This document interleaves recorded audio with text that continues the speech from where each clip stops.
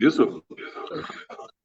Bem, boa noite, cidadãos, cidadãs aqui de São Leopoldo e do Estado, enfim, quem estiver nos acompanhando nesta live.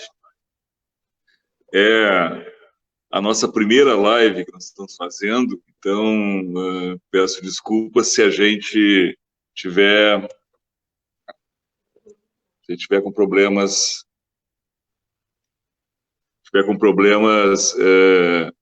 estruturais aqui que nós estamos ainda aprendendo como fazer. Então, já estamos com o Tisca no ar, tá? E estamos aguardando a Lilian entrar. A Lilian também já chegou. Queria apresentar esses dois amigos, né? Um amigo e amiga, e são duas figuras importantes, né, neste momento que nós estamos vivendo. A Lilian é a nossa diretora da Fundação Hospital Centenário. Ela é graduada em administração hospitalar. Então, Lilian, assim, muitas vezes eu vi o artigo de um opositor nosso aqui, o Lunado, tá? Sim. E dizia que o hospital estava sendo gerido por pessoas sem nenhum critério técnico. E aí eu fiquei pensando, eu conheço a história de São Leopoldo desde 1994, que eu resido aqui, né? E eu nunca vi um administrador hospitalar administrar o hospital. Esta é a primeira vez. Tinha o Nelson Piovisan, que tinha uma formação na área. Depois teve a Kellen, né, que é uma profissional da área também, né, até fisioterapeuta, mas doutora em saúde pública, né, e trabalhou e é funcionária do Hospital Conceição. Né, então, só para a gente situar aí, a Líria, então, é a nossa diretora do hospital, uma pessoa especializada na área, muito competente, tem conduzido o hospital de uma maneira brilhante. E o Tisca, que boa parte da cidade já conhece bem, né? O Tisca é nosso enfermeiro e é o coordenador do SAMU, é um sujeito que todo mundo conhece e respeita, uma referência estadual e nacional na questão do SAMU. O Tisca fica alguma parte do tempo dele fazendo cursos e preparando outros agentes desse programa maravilhoso que foi introduzido no Brasil pelo governo Lula. Às vezes as pessoas não têm, eu vejo às vezes as pessoas reclamando, Tisca, do SAMU, e as pessoas não têm noção que não faz muito tempo, eu já sou um pouquinho velho, né? Toda a minha infância e toda a minha adolescência e boa parte da minha juventude, né? Eu diria toda a minha juventude, na verdade, não se tinha esse serviço. Aliás, tinha o Sandu, se não me engano, há muitos anos atrás, na década de 70, que eram aquelas pontes que atendiam as pessoas, né, de uma maneira muito precária. Então, eu estou apresentando essas duas figuraças aí nossas, que nós vamos debater aqui a questão do isolamento social, né, a conjuntura que nós estamos enfrentando em relação à Covid-19, certo? E todas as vicissitudes, enfim, que a sociedade está passando nesse período e o que a gente deve fazer, ou pelo menos o que a gente deve, digamos assim, como devemos tratar esse problema de uma maneira racional, de uma maneira científica, de uma maneira que seja voltada à preservação das vidas, né? Que não seja pautada apenas pelas questões econômicas, ou pior ainda, né, pautada pelas questões ideológicas. Né? Então, esta é a nossa disposição aqui, né, nesta live. Então, eu queria introduzir esse ponto, Lilian e Tisca, depois eu vou passar a palavra para vocês, tá? Introduzir esse ponto, abordando o tema da questão do isolamento social, como uma das estratégias que foram adotadas mundialmente, né? Eu diria que em 99% dos países do mundo adotaram essa estratégia, mas existe uma outra estratégia, né, que é a estratégia que alguns chamam aí como é que é, da imunização de rebanho, certo? O nome é muito característico, certo? Que é uma estratégia que persegue a seguinte lógica, que é deixa contaminar todo mundo, vai morrer um número X de pessoas, mas 98% da população vai ficar imunizada e nós vamos passar por essa crise de uma maneira rápida. O problema são os 2% de mortalidade, que é a taxa que persegue, né, internacionalmente tem sido verificada. No Brasil, ela está na casa de quase 7%, por conta da subnotificação dos casos que nós temos registrados aqui e foram testados, mas em nível internacional, 2% das pessoas que são contaminadas com a doença acabam falecendo, e 5% desse total precisa de atendimento médico emergencial, certo? Precisa de atendimento médico hospitalar, melhor dizendo. Certo? Bom, para evitar isso, a gente tem a outra estratégia que está sendo adotada, né, defendida pela Organização Mundial de Saúde, que é a questão do isolamento social. Então, o nosso presidente Bolsonaro, certo? Ele tem tensionado o Brasil inteiro, certo? E isso está sendo adotado pelos governadores, pelos prefeitos da maioria das cidades, né? Mas o presidente Bolsonaro tem tensionado a sociedade brasileira a se atirar, né? a retomar a normalidade das coisas, né? Esquecer essa questão do isolamento social de uma maneira horizontal, trata desse assunto como isolamento vertical, quer dizer, vamos esconder né, e isolar os nossos idosos, as pessoas que têm doenças crônicas, enfim, certo? Pessoas que são mais suscetíveis à doença do que os demais, né? E vamos tocar a vida, certo? O problema de tocar a vida é que nós estamos vendo, certo? Mesmo com todas as medidas adotadas, né, o Brasil está pontuando já no número de mortes e no número de casos de pessoas infectadas com a doença. Nossa cidade aqui tem tido um desempenho singular, né? Nós registramos apenas uma morte, lamentamos, né, enormemente essa morte, né, em respeito às famílias dessa pessoa que faleceu, respeito a todas as relações de amizade que ela tem, né? Mas temos que comemorar, é um dado importante, certo? Que está colado numa política que desde o início nós adotamos de, né, tensionar e primeiro, conscientizar as pessoas, segundo, regulamentar digamos, o acesso do comércio e tudo mais, nós estamos fazendo, inclusive com a sensibilidade de ter flexibilizações, mas elas muito, muito controladas, dentro de padrões técnicos claros e nítidos, né, e preparar a rede municipal de atendimento, para as eventualidades, né? Então, essa é a estratégia que nós temos adotado e essa é a importância que a gente tem que conscientizar as pessoas de que não é um problema apenas de se fechar ou não fechar estabelecimentos comerciais, de fechar ou não fechar fábricas. Se trata de um conjunto de comportamentos que visam não só salvar a vida do indivíduo que nós estamos discutindo aqui, mas dos seus parentes, né, da sua família, né, das pessoas que elas se relacionam, dos seus amigos e amigas, porque toda família e toda a rede de amigos e amigas, né, tem pessoas que são vulneráveis à doença, que poderão, se forem contaminadas, poderão falecer. Então, é uma questão fundamental para nós todos, né, e que nós devemos enfrentar. Então, eu queria ouvir um pouco de vocês dessa maneira geral, Tisca e Lilian, a respeito desse assunto. Vocês que conhecem a área muito mais do que eu, né, são especialistas, são pessoas da área, são pessoas que convivem no cotidiano com essa questão, não só com a questão geral da saúde, mas com a questão específica da Covid-19. Tisca, no caso aqui, queria também relembrar aqui, há poucos dias, acho que foi anteontem, né? Foi o dia do enfermeiro, hoje, se não me engano, é o dia... dia do técnico de enfermagem. Do técnico de enfermagem, certo? E ressaltar esses profissionais que são a linha de frente, né, no atendimento das pessoas, certo? São as pessoas que mais se expõem e que mais trabalham também, certo? Então, eu queria também, ao passar a palavra para a Títia, vou passar primeiro para o Tisca, depois para a Lilian, pode ser assim? Tá bem, vou passar a palavra para a Títia. Que honra! Que honra, que honra! Saudar a tua categoria e a categoria daqueles que estão junto nessa batalha, certo? Que arriscam as suas vidas para salvar as nossas, né? Então, Tisca, com a palavra aí. Show de bola, boa noite a todo o pessoal que está nos assistindo, boa noite, Lilian. E hoje é realmente um dia muito especial.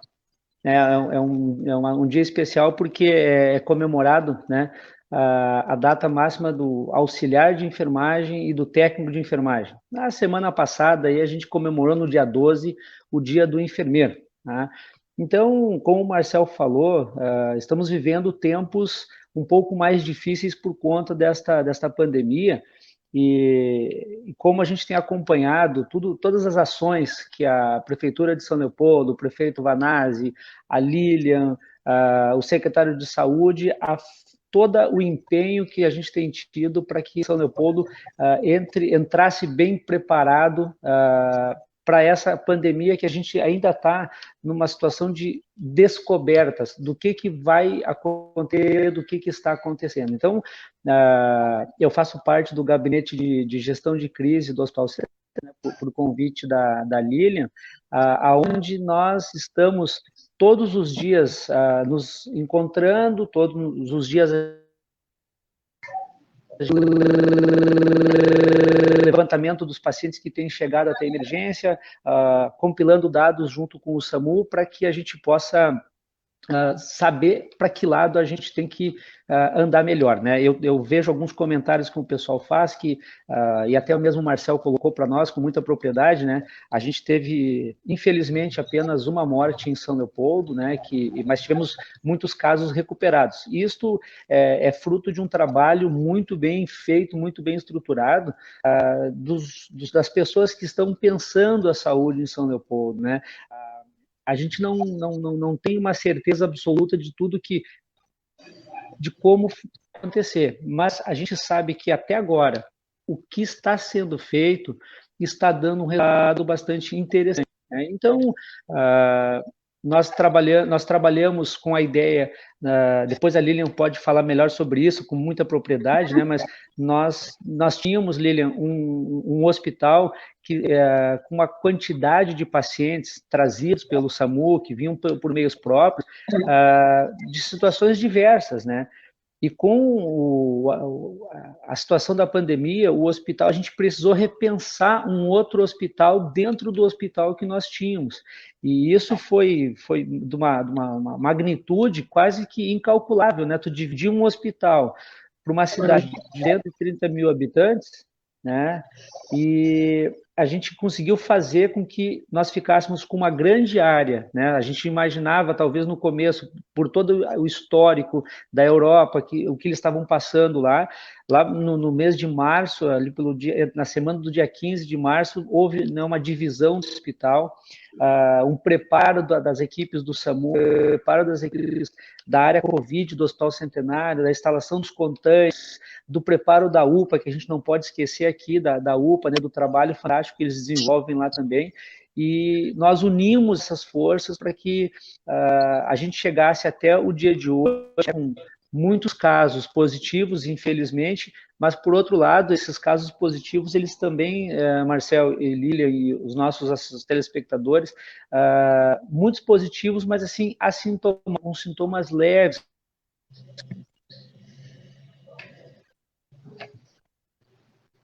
Tá sem áudio, Tisca. Tá cortando dele. Será que é a internet? Talvez seja. Hoje ele disse que... ele fechou o áudio dele, eu acho. Tá fechado o áudio do Tisca, abre aí. Ele disse hoje à tarde que estava preocupado, que não era muito bem em tecnologia, Marcelo. Eu também não sou, não. Eu até disse, Tisca, então, a gente se organiza e a gente até faz no hospital ali. Eu vi que ele ficou preocupado hoje. Não tem como alguém ligar o áudio dele? Foi ele mesmo. Tisca, tem que ligar o teu áudio. Terminou? Acho que no celular é ruim. É bem no cantinho esquerdo ali. Vamos passando para a Lília, então, para nós não acho que sim, coitadinho. Alguém dá um treinamento para ele ali. Tá bem. Sim, eu acho que eu vou falar um pouquinho de Ministério, Estado e município. Eu acho que depois a gente chega no hospital. A nossa preocupação no hospital logo começou lá no final do ano passado a se trazer a questão da pandemia e de que forma ela ia crescendo e acompanhando nas redes. Isso parecia tão distante da gente, da nossa realidade, né? Que eu acho que os órgãos aí, os gestores, acabaram não se dando conta da gravidade que é isso. O Ministério da Saúde, até pouco tempo atrás, com Mandetta, tinha uma linha de trabalho, né? Que aí parecia ser muito sensata perto do que os hospitais, a área técnica estava se discutindo e defendendo. Nesse último período, o Hospital Centenário faz parte de um grupo de 40 hospitais do país, onde o Sírio-Libanês faz uma assessoria. E o Sírio-Libanês, muito antes do Ministério da Saúde, vinha sinalizando a gravidade dos casos. Porque eles se concentram em São Paulo, tem vários hospitais em São Paulo que fazem a gestão, e muito antes do Ministério da Saúde acionar e sinalizar que isso era importante, era grave, ou precisava se preparar, o Sírio-Libanês já vinha trazendo as informações de quanto isso era perigoso e de quanto não se tinha noção das condutas ainda. Que tipo de medicação usar, que tipo de tratamento, o que era mais adequado. É um universo muito novo. E não é só para o Brasil, não é só para o Rio Grande do Sul, isso é para o mundo. Tem países que ainda estão testando medicação, estão testando técnicas, né, que a gente usa muito, paciente grave, vira de bruços, usa tipo de medicação, intuba, em que período de intubar, que foi uma das coisas que a gente discutiu muito no gabinete de crise. Aliás, até isso a gente teve que discutir, desde a compra de EPI até o período, em que momento se é uma intubação precoce ou se não é. Enfim, se discutiu desde as questões macros até as questões menores. Eu lembro que quando foi a última visita do Sírio-Libanês, eles trouxeram esse cenário, trouxeram alguns números e trouxeram algumas previsões também. A própria equipe médica não acreditou muito nisso. O Estado aqui no Rio Grande do Sul não tinha feito nenhum movimento e o Ministério da Saúde tinha iniciado a falar sobre o assunto. Quando eu me reuni com a direção e com um grupo de enfermeiras, eu lembro que foi do turno da noite, eu disse que se isso acontecesse, a gente precisasse se preparar, eu ia dividir o hospital ao meio, até ter certeza exatamente do que significava essa doença. Eu lembro que no início todo mundo me chamou de maluca, inclusive os dois do Sírio-Libanês ficaram pensando, não, mas se isso é possível, não é possível. Então eles fizeram a proposta, olha, eu te dou 2 semanas e tu apresenta uma proposta, então, para o grupo do Sírio-Libanês. E aí, junto com um grupo de 8 enfermeiros, a gente começou a redesenhar isso, Marcel, dentro do hospital. O que seria esse paciente, de que forma a gente vai organizar, e a gente pensou muito na segurança do paciente e do funcionário também, porque está dentro desse processo. Então, a gente levou 8 dias para organizar isso. Eu lembro que foi alguns sábados, alguns domingos, a gente fez todo o caminho desse paciente, a gente simulou, inclusive eu mesma fui um paciente nesse processo. E a gente apresentou e o Sírio-Libanês acabou usando o Hospital Centenário como modelo nesse processo todo, tá? Então, o Ministério da Saúde hoje, a gente percebe que ele está muito perdido. Né, sem orientação, sem critério. Hoje uma das portarias que saiu sobre a medicação, os nossos próprios médicos do controle de infecção não têm acordo da aplicabilidade, né? Então, isso vai se discutir entre os médicos também. O nosso estado, ele retardou muito, eu acho, que as medidas, tá? E não só é uma opinião minha, tem outros colegas administradores que sentiram isso também. Então, a gente acabou se antecipando, o Hospital Centenário conseguiu se organizar 15 dias antes do próprio estado liberar um protocolo e orientar os hospitais. E o município de São Leopoldo, na verdade, as medidas que ele está aplicando até então, é resultado dos números que a gente vem acompanhando, o que é extremamente positivo. Hoje, aliás, um colega do Sírio-Libanês, que a gente participou de um tutorial, ele acabou elogiando as medidas de São Leopoldo, porque a gente vem acompanhando os municípios vizinhos, Marcel, e o que vem me preocupando nos últimos dias é que o nosso prefeito tem uma linha, né, preconizar o cuidado, o isolamento, e eu tenho os municípios vizinhos que não têm essa mesma linha, e que esse volume está crescendo de uma forma rápida e perigosa, e que vai chegar o período que São Leopoldo também vai sofrer isso, vai pagar essa conta junto com os municípios que não cumpriram esse isolamento. Então, isso é uma coisa que está sendo pautado no nosso gabinete de crise também, de que forma o Hospital Centenário vai se comportar via Estado, se ele está cumprindo o isolamento, está preconizando uma proteção, né, para a sua população, e os municípios tão próximos não estão preconizando a mesma coisa. Me permite interromper um pouquinho, Lili. Estou te ouvindo. Ah, sim, é que eu não consigo ouvir. Está ouvindo bem? Deixa eu só te interromper um pouquinho, porque essa é uma questão importantíssima, né? Sim. Esse é um problema gravíssimo, que a responsabilidade é do governo do Estado. O governo do Estado distribuiu bandeira para todo o Rio Grande do Sul, 500 orientações, mas jogou a responsabilidade final sobre os prefeitos. E o problema da gestão numa região metropolitana, Aline, isso me preocupa também, aqui todo mundo trabalha em tudo que é lugar. São Leopoldo fica numa posição geográfica que é passagem para vários trabalhadores, né, que moram em Novo Hamburgo, que moram em Portão, que moram em Caxias, que moram em... Então, ou seja, né, aqui a nossa cidade é um lugar onde todo mundo passa, certo?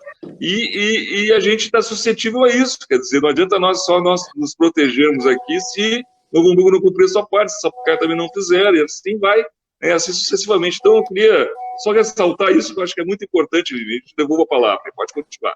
Tá. Outra coisa que também eu acabei acompanhando e fiquei preocupada, e a gente debate muito com os administradores de outros hospitais, o que o governador apresentou da questão das bandeiras, né, por região. E eu, conversando com o pessoal do Estado, me dei conta que eles não estão preocupados em resolver o problema, Marcel. Eles não querem deixar nenhuma região chegar na bandeira vermelha. Ao invés de eles se preocuparem em proteger a população e pensar medidas para que isso não evolua, eles estão aumentando o número de leitos de UTI nas regiões, o que, na verdade, está disfarçando o cenário. Tu entende? Então, o governo do Estado se criou um projeto, criou critérios para aquelas bandeiras, mas, ao mesmo tempo, ele mesmo acaba burlando esses critérios, distribuindo leito de UTI em áreas que ele deveria ter um outro olhar, que são os processos de cuidado, né? Então, isso me preocupa também. Uma jogada de marketing, né? Muito tecnicismo, muita ciência e tal, mas sem nenhuma influência na vida real, né? Sem nenhum bom senso, né? Não. Sem nenhum bom senso. Então, isso não vai resolver o problema. Isso, na verdade, só vai retardar um processo de catástrofe aí no futuro. E aí, qual é a nossa preocupação? Vai ter aquela meia dúzia de município que seguiu o isolamento, preconizou o cuidado, a vida, e vai pagar a conta junto daqueles que não fizeram isso, que não executaram. E isso é muito tranquilo.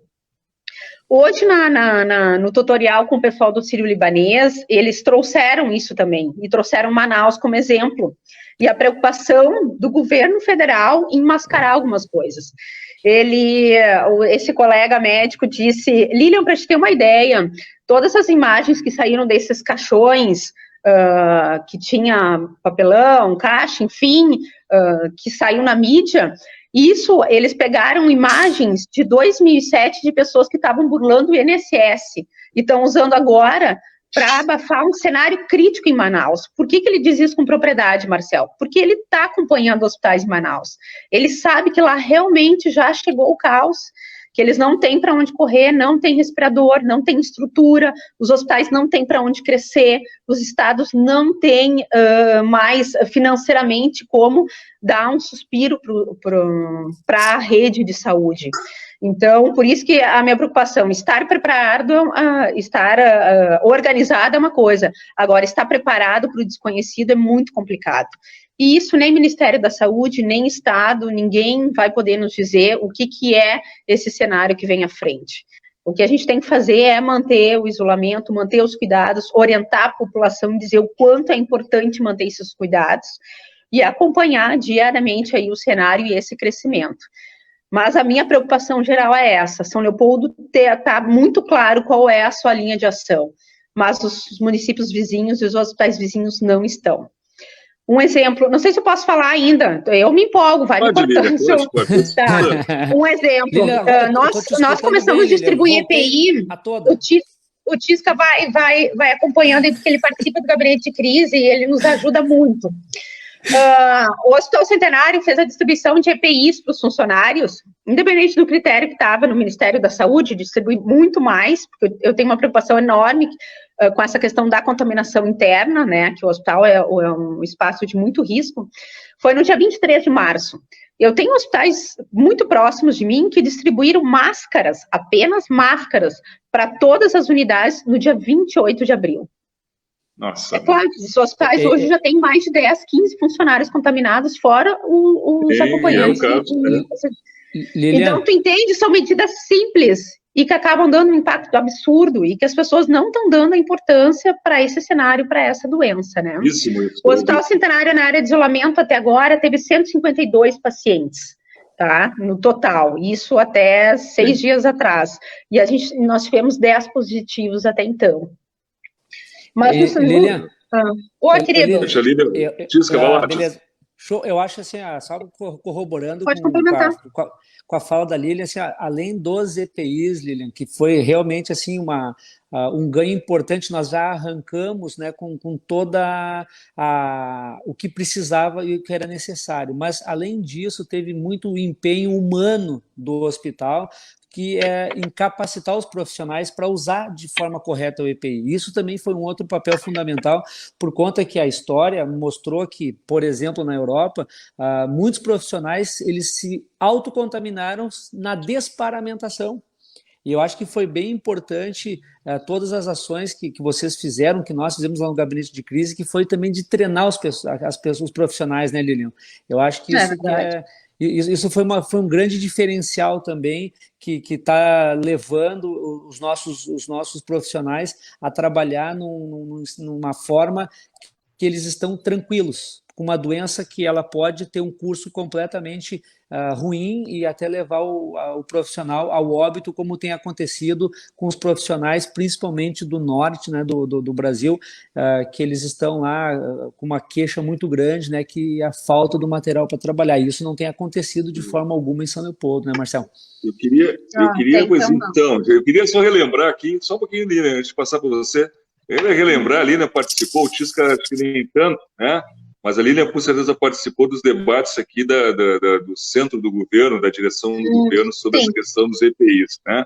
O desespero que era nosso, quando começou a estourar essa crise, e a gente não encontrava máscara, Tisca, em lugar nenhum para comprar, o governo federal não entregava, o governo do estado não entregava, um atraso brutal nesse atendimento. Nós tivemos que fazer, eu fui atrás de amigos que eram representantes para conseguir encontrar gente, outras pessoas também do governo fizeram o mesmo, corremos e conseguimos, ainda assim, com muita dificuldade, viabilizar com as empresas operando preços absurdos, né, de EPI, certo? Sobre os EPIs, e assim mesmo a gente conseguiu antecipar a compra e manter logo, né, a gente conseguiu estabilizar isso e manter os seguros dos nossos profissionais. Eu acho que isso é um grande avanço e que determina, por exemplo, que nós temos uma curva aqui na cidade, né, entre o número de infectados e o número de pessoas já curadas, vamos dizer assim, da doença, muito semelhante, né? E tivemos pouquíssimas mortes. Aliás, a morte que aconteceu do leopoldense que faleceu, infelizmente, não aconteceu no centenário, né? Aconteceu, parece que foi no Clínicas. Não aconteceu nenhuma morte ainda, né, nenhum óbito ainda dentro do Hospital Centenário. Importante registrar isso, né? Isso é irrelevante, com certeza, do ponto de vista humanitário, né? Mas eu acho que é importante ressaltar isso, né? Que a gente conseguiu esse feito por conta da preparação do hospital e esse cuidado, Tisca, que a gente tem tido e buscado ter, pelo menos, né? De alcançar os nossos profissionais da área da saúde, toda a rede, né, e da emergência, enfim, de toda do hospital, enfim, com um grau de segurança, né, razoável, bom, né, no sentido de que eles se sintam seguros e consigam trabalhar, né, e claro, a gente não perca, né, ninguém, né, nessa linha de frente.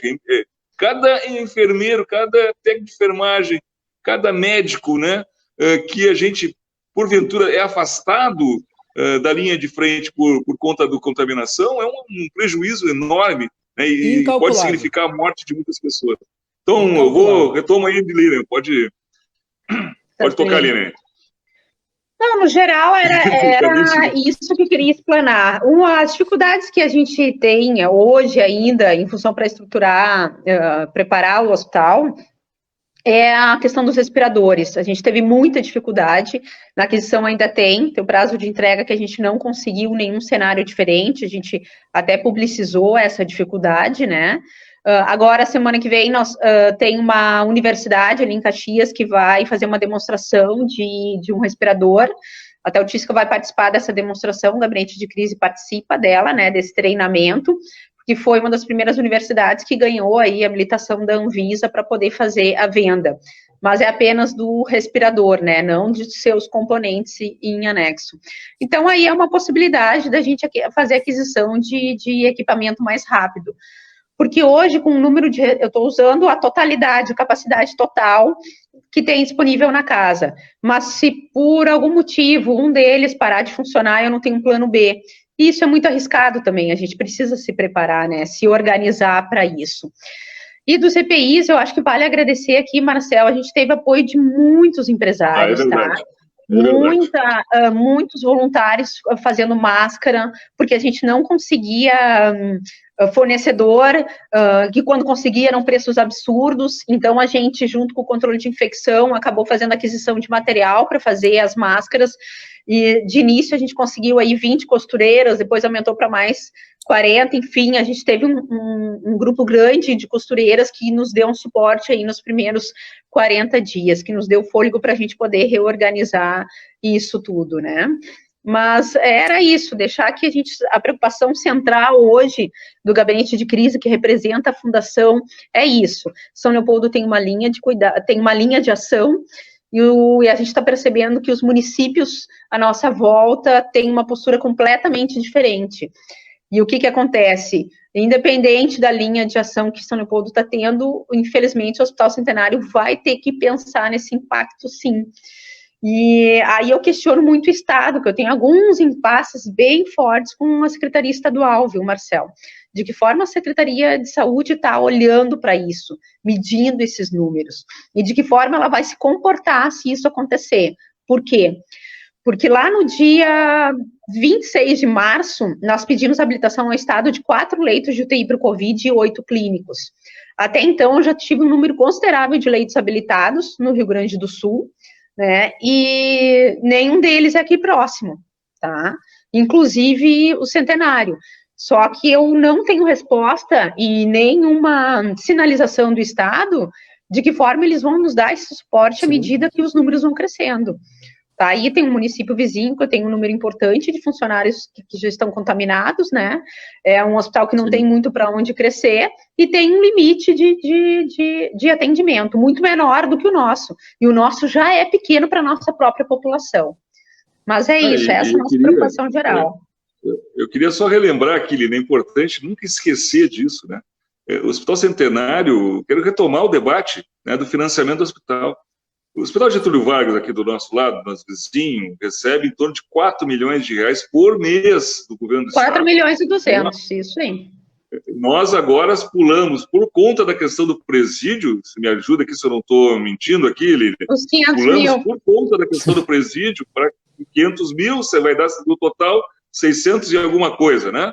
650 mil. Olha a diferença, né? E olha a diferença, o Hospital Geral aqui de Novo Hamburgo, se não me engano, é 3 milhões por mês, né? Que 3.800, se eu não me engano.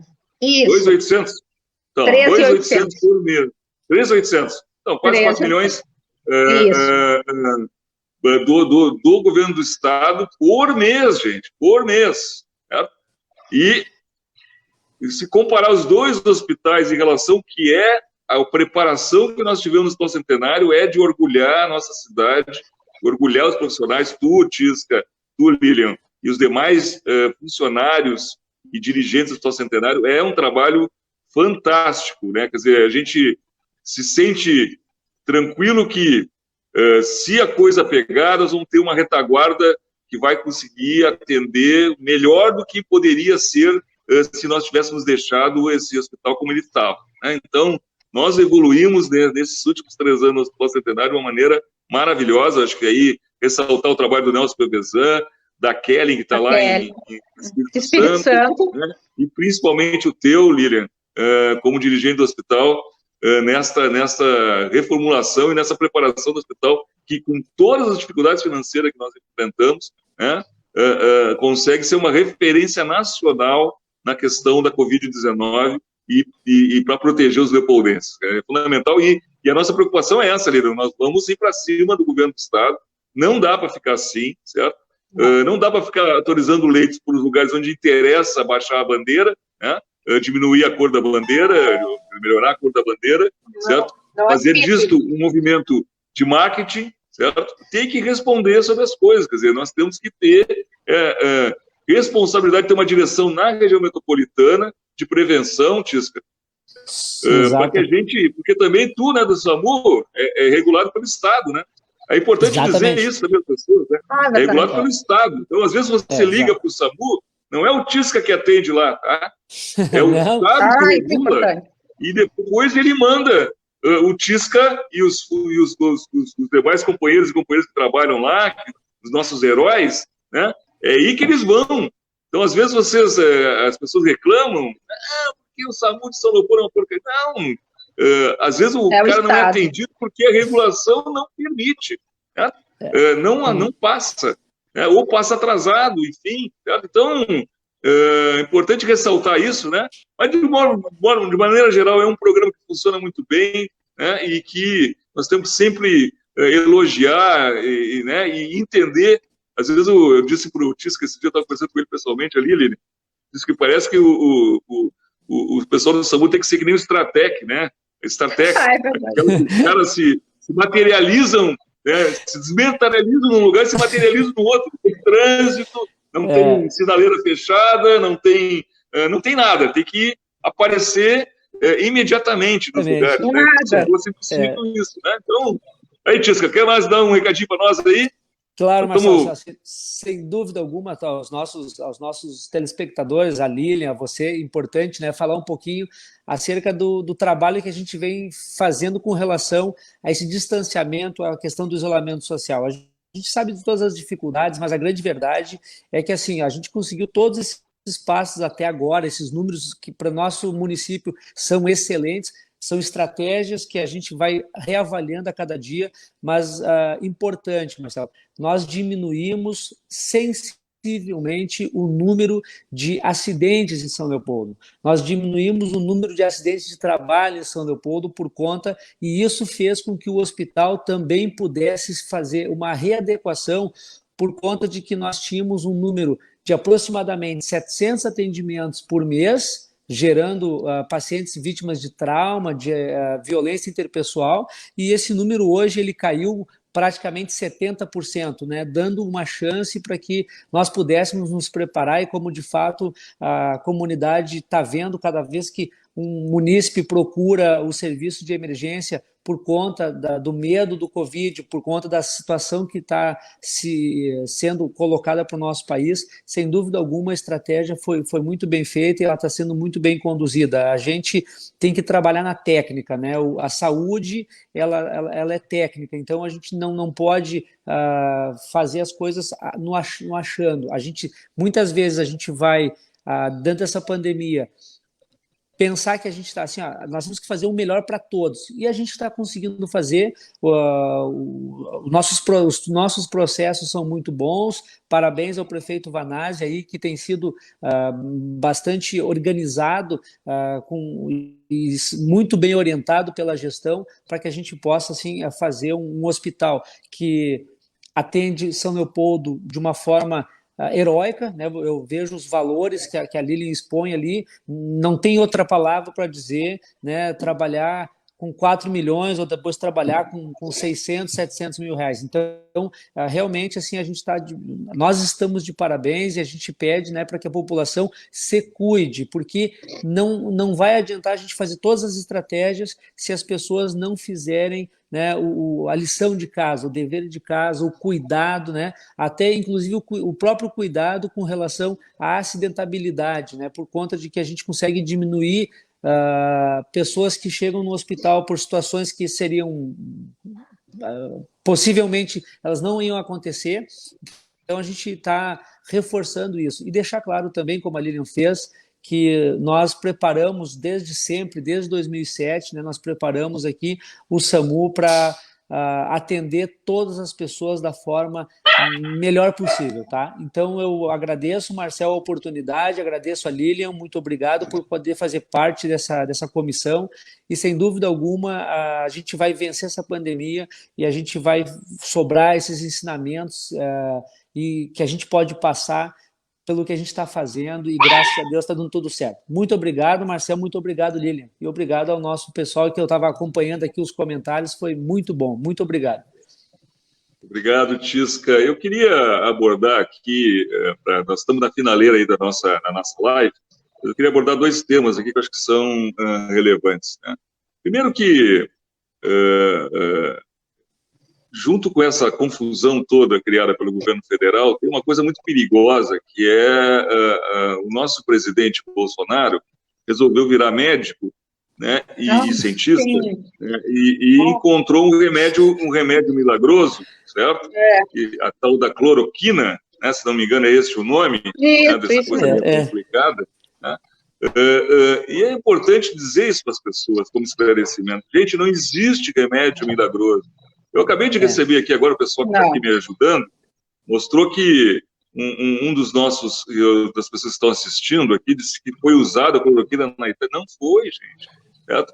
Esse remédio, pode ser que eventualmente um médico ou outro, certo, tendo disponibilidade do remédio, olhando a análise do paciente, aliás, clínica do paciente, ele pode optar de adotar esse remédio, mas é um caso, como ele pode usar o Tamiflu, que chama, né? Pode usar outros tipos de medicamentos, né, que podem ser usados como, digamos assim, na emergência, na hora, e com a prescrição médica, né?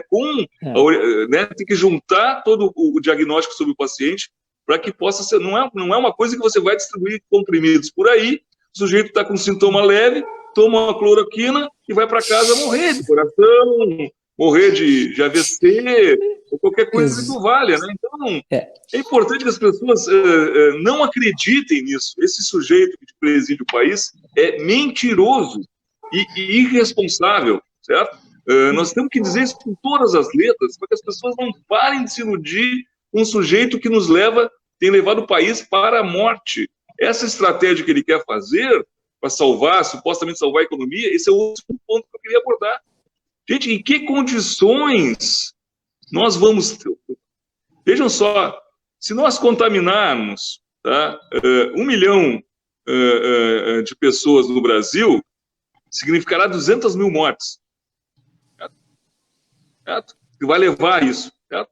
Então, é uma loucura total do ponto de vista econômico também. Eu sempre digo para os nossos empresários, que eu conheço vários, aliás, tem vários que estão conosco aqui, inclusive nos assistindo. Gente, ou a gente combate essa doença de conjunto, e é com isolamento social, é com preparação do sistema de saúde, é com seriedade, com cientificidade, né? E a gente enfrenta essa onda, e ela vai passar, certo? E nós vamos estar vivos e com saúde para poder retomar as questões econômicas, ou nós não vamos ter atalho. Não é abrindo tudo, escancarando tudo, voltando para a normalidade, que nós vamos nos salvar dessa crise. E essa crise é longa, é um longo período, nós temos que estar preparados com saúde, com as pessoas vivas. Então, portanto, essa é a questão central. Às vezes eu pego alguns amigos meus empresários, nós temos que... Não está acontecendo nada, então, sim, mas é exatamente que não está acontecendo nada, nós temos que continuar fazendo o que nós estamos fazendo. Exatamente. Se nós estivéssemos vendo as pessoas as pencas na cidade, bom, nós tínhamos que rever nossa posição. Né? Nós estamos, exatamente porque não está acontecendo isso, porque a Lilian ainda tem lá, né, Lilian, tu tens ainda espaço na tua área de Covid lá para atender as pessoas, né? Que nós lá na UPA estamos conseguindo atender as pessoas, que lá na Centro de Saúde da Prefeitura estamos atendendo as pessoas, certo? É porque nós estamos fazendo o trabalho que nós estamos fazendo, com muita tensão, muita briga. Agora, eu queria também, as pessoas têm que ajudar. Esses dias eu fui passear, eu moro na feitoria, fui passear, Tisca e Lilian, fui no supermercado, porque todo mundo tem que ir em algum momento, né? E aí sair de carro um pouco para andar na cidade, né? E as pessoas estão na praça, tomando chimarrão, gente. Tomando chimarrão com os amigos da praça. Olha o risco que as pessoas estão se oferecendo. Vejam, a maior parte é jovens. Eu quero dizer uma palavra direta para os jovens. O problema não são vocês. O problema é que o jovem, quando pega a Covid-19, se ele ficar gravemente afetado, ele fica 15 dias, 20 dias dentro do hospital. Tem uma grande chance de se recuperar. Ocupando um leito de hospital de emergência. Sabe quantas pessoas vão deixar de ser atendidas por causa disso? Enorme número de pessoas. E depois, o jovem pode transmitir para o seu avô, seu querido avô, sua querida vovó, para o seu pai, para sua mãe, para o seu tio. Certo? Então, o jovem é um vetor, né? Que normalmente pega essa doença e fica sem sintomas, e é um vetor potente, porque tem relações carinhosas com todo mundo, enfim. Então, o jovem tem que tomar cuidado, muito cuidado também. Né? Então, todos nós temos que estar conscientizados, certo? Com essa questão. É por isso que a gente está fazendo esse esforço, estamos numa campanha forte, no sentido de nós cada vez mais conscientizar as pessoas, porque não adianta também só o poder da lei, não adianta só o decreto, as pessoas têm que tomar consciência. Né? Eu estou, Lilian e Tisca, sabe que eu comprei um pouquinho antes de fechar tudo, né? Logo, eu comprei uma máquina de cortar cabelo, né? Para parar a minha barba e cortar meu cabelo. Para garantir que não ia sair. E eu tô parando a minha... Eu tô ficando horrível, certo? Mas eu não vou no barbeiro, certo? Não vou arriscar minha família para cortar cabelo. Não vou. Não vou. Verdade. Certo? Vou aguentar até onde der. Certo? Vou ficar feio, vou ficar tudo, né, com caminho de rato, certo? Mas eu vou aguentar tudo. Porque a gente tem que ser responsável. Eu tenho uma filha de 2 anos, gente. A minha esposa, né, é uma mulher jovem ainda, mas ela é importantíssima, minha filha de 2 anos, tem a minha filha, que é uma jovem menina de 18 anos, quer dizer, eu tenho que proteger a minha família e tenho que me proteger também, porque se eu faltar, também a minha família vai sofrer enormemente. Então eu acho que isso tem que ser uma questão que as pessoas têm que parar de pensar em si. Não porque eu sou forte, como diz o Bolsonaro, não, porque eu sou atleta, isso é bobagem.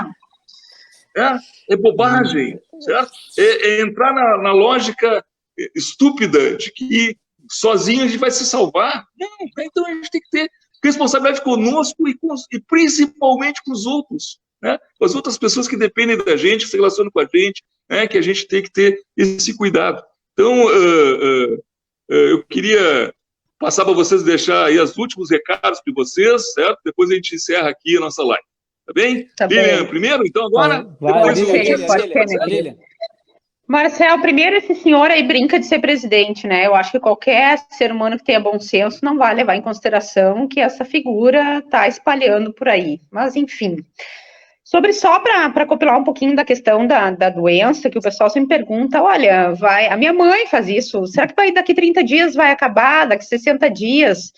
Enquanto não houver, claro, da medicina qual é o tratamento ou vacina, a população vai ter que aprender a conviver com isso, Marcel. Não é um vírus que vai acabar na semana que vem ou no mês que vem. Eu sei que isso é um pouco cruel de dizer, mas essa é a verdade. Então, a população tem que aprender a conviver. Por isso que eu frisei muito na minha preocupação da direção da linha que os outros prefeitos estão tomando, o quanto isso pode dar um boom aí na frente. E esse aí na frente ninguém sabe dizer se é 1 semana, 10 dias, 15 dias. Pelo menos até agora ninguém conseguiu me provar de que forma esse tempo vai se dar. Mas, para finalizar, eu quero agradecer.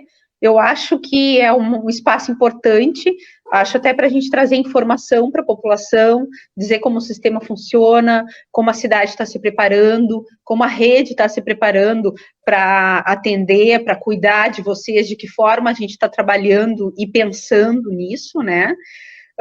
E para finalizar, eu quero dar os parabéns aí pelo dia, pela semana, né, da enfermagem, que hoje são 326 funcionários, técnicos e auxiliares no Hospital Centenário, mais 61 enfermeiras, né, que é um grupo muito querido, é a estratégia central ali da instituição.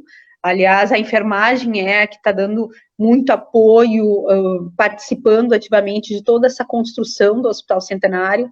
Eu acho que a gente está deixando bem claro, assim, a linha da nossa gestão, né, fortalecendo a enfermagem, que estava tão esquecidinha nesse processo, né, essa instituição. Acho que ela teve um crescimento importante aí nos últimos 2 anos. Agradecer aí os colaboradores, os empresários que eu já nominei hoje no meu vídeo. Pessoal, a gente distribuiu uma lembrança, vocês podem entrar no site do Centenário e olhar, e também a Rede Rissul, que hoje nos entregou uma lembrança aí para distribuir para os nossos colegas da enfermagem, tá bem? Obrigada, um espaço bem importante, foi um prazer participar aqui com vocês. Aprendeu a lidar com o celular, Tisca? Marcelo estava muito preocupado hoje. Estava preparado. Lília, eu estava ouvindo e vendo vocês. A tela não respondia quando eu apertava para botar o áudio de volta. Aí eu tive que trocar o telefone. Sofrimento. Eu tive que trocar querido. o telefone. Show. Tá, mas vai aprendendo. Acho que a gente tem que fazer mais isso, hein? Não, eu vi os comentários aqui, eu fiquei acompanhando esse óculos aqui, porque eu tenho que ler essas letrinhas pequenas, tá? Eu não consegui enxergar tudo, mas depois eu leio. Não, assim, ó, teve comentários muito bons. Lilian, assim, ó, parabéns para nós, parabéns, Marcel, pela iniciativa. Obrigada, querida, por estar me ajudando lá. Como a Lilian falou, sem dúvida alguma, assim, levem o que a gente está colocando para a população. O governo federal realmente assim, ele tem se descomprometido muito com relação à vida das pessoas, né? Eu não posso deixar de mensurar, porque toda vida vale a mesma coisa. Todos valem a mesma coisa. E é nessa premissa que nós temos que trabalhar. Tá? O governo do Estado também tem deixado o São Leopoldo de uma forma, já há bastante tempo, a gente está acompanhando desde o início do SAMU aqui, as dificuldades que a gente tem encontrado, né? Vocês falaram da questão da própria regulação do SAMU, do repasse financeiro para a Casa de Saúde, que é tão importante, não para a vida de 230 mil pessoas, mas para a vida de quase 1 milhão de pessoas, tendo em vista o número de pessoas que passam pela nossa cidade ou até cruzam pela BR-116. Marcel, muito obrigado à população leopoldense, tá, que está nos assistindo. Muito obrigado pelas palavras de carinho que eu fiquei assistindo aqui também. E vamos juntos, tá? A força, São Leopoldo está dando realmente, assim, com o que nós temos, estamos dando o melhor de nós. Eu tenho absoluta certeza disso, que nós estaremos, sem dúvida alguma, vencendo todo esse processo com a menor situação negativa possível. Tá? Muito obrigado a todos vocês e contem sempre com a gente. Tá? O Hospital Centenário é o hospital que eu nasci e é o hospital que eu vou brigar por ele até o último dia da minha vida. Vocês podem ter certeza disso, tá? Marcel, eu vou contar contigo, né? Sempre nessa caminhada, porque a gente sabe aí do teu trabalho na frente dos processos administrativos e quero respaldar que tens aqui um grande amigo, tá? A Lilian aí é nossa parceirona lá do hospital e, sem dúvida alguma, estamos juntos, tá? Muito obrigado. Obrigado, Lilian. Obrigado, Tisca. Nós vamos tendo uma linha final aqui. Eu acabei brincando com o negócio do barbeiro, né? E a minha barbeira está com saudade de mim, tadinha. É uma barbeira. O Selomar sacaneou. Barbeira mesmo, não é cabeleireiro. O Selomar sacaneou no vídeo aí. É uma opção muito minha, porque eu tenho 56 anos de idade, né? Sou fumante, todo mundo que me conhece sabe. Eu estou para lá do grupo de risco. Então, eu tenho que tomar muito cuidado com a minha saúde, certo? Então, por isso que eu estou aqui também exagerando, mas nós também estamos preocupados com os profissionais, não é uma questão menor, eu acho que isso é um debate para uma próxima live, a gente entrar na questão econômica, né? Eu acho, por exemplo, que nessa questão também os instrumentos macroeconômicos que poderiam salvar, né, os profissionais autônomos, né, os pequenos comerciantes, os pequenos empresários, salvar os empregos, quem tem é o governo federal e o governo do estado, certo? Eles podem fazer isso, tem banco para fazer isso, tem estrutura, tem finanças, tem dinheiro, certo? E podem salvar, certo? Podem e deveriam estar salvando. Nosso município tem muita dificuldade porque o município não tem banco, né? O município não tem dinheiro para fazer uma escala para resolver os problemas econômicos do mundo empresarial. Mas, ainda assim, o governo Vanazzi, né, o prefeito Vanazzi, eu não estou mais no governo, mas, eventualmente, o prefeito me convida para fazer algumas conversas e participar de algumas reuniões que a gente está discutindo, né? Nós estamos trabalhando intensamente também nessa área, né? Também não é só a prevenção, a questão da saúde, mas também muito preocupados com essa questão econômica também. E, por fim mesmo, para encerrar nossa fala aqui, eu acho que também um outro dado que é importante, além das pessoas se cuidarem, usarem a máscara, usar o álcool gel, evitar sair de casa o máximo que puder, evitar o contato, a aglomeração de pessoas, né? Vamos ser solidários com as pessoas, gente. Tem muita gente passando fome na nossa cidade, tem muita gente com muita dificuldade financeira porque não está conseguindo trabalhar, né? Então, nós que podemos ter um pouquinho mais de grana, temos um salário, quem pode ter uma poupança, tem uma maior gordura aí para queimar, certo? Que seja solidário com o seu próximo, né? Que enxergue essas necessidades das pessoas e não fique só pensando que o governo tem que resolver tudo. Não. Esse é um problema da nossa sociedade, do nosso povo, né? Então, que a gente tem que ter este carinho, né? E essa postura de solidariedade, certo? Com as pessoas, no sentido de nós ajudarmos a todos a passar por esse momento que nós estamos vivendo, enfim, e quiçá seja logo, né, nós possamos ter um futuro, né, promissor, como do nosso interesse, do nosso trabalho, que nós dedicamos toda a vida. Então, obrigado, Lilian, obrigado, Tisca, obrigado a todos que estão nos ouvindo aqui, certo? Muito obrigado pela participação de vocês. Infelizmente, a gente não consegue aqui, né, muito rápido que passa aqui os comentários, então nem todos a gente vai conseguir abordar. Eu óculos, eu li todos. Mas a gente li todos. O Selomar sacaneou, o Selomar sacaneou. Eu quero saber o que o Selomar escreveu aí, vou procurar depois. Não, o Selomar escreveu. Mas na próxima, nas próximas a gente vai melhorar, tá bem? Tá bom. Então tá, muito obrigado, pessoal, um grande abraço. Valeu. Certo, até a próxima. Tchau.